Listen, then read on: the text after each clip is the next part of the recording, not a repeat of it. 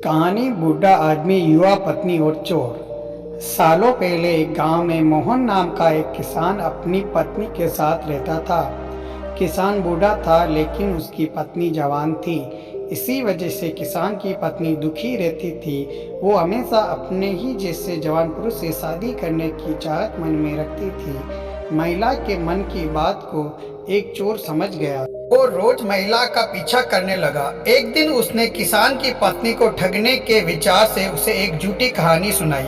चोर ने कहा, सालों पहले मेरी पत्नी मुझे छोड़कर चली गई थी। अब मैं अकेला हूँ। मैं तुम्हारी सुंदरता पर मोहित हो गया हूँ और तुम्हें अपने साथ शहर ले जाना चाहता हूँ। स्त्री यह सुनते ही खुश हो गई और फटाफट बोली, ठीक है, मैं तुम्हारे साथ चलूंगी, लेकिन मेरे पति के पास बहुत धन है। पहले मैं उसे ले आती हूँ। उन पैसों से हम जिंदगी भर आराम से रहेंगे।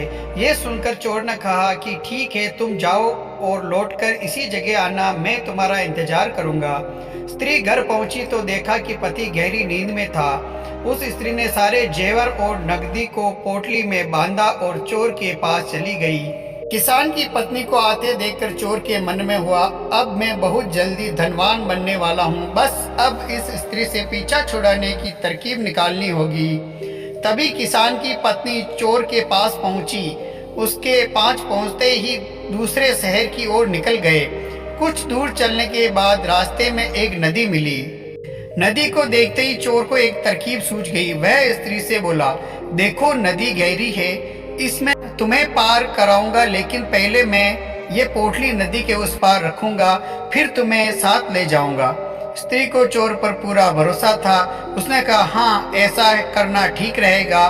फिर चोर ने कहा, देखो, तुमने भारी जेवर पहने हैं, ये जेवर भी तुम मुझे दे दो ताकि तुम्हें नदी पार करने में कोई बाधा न हो।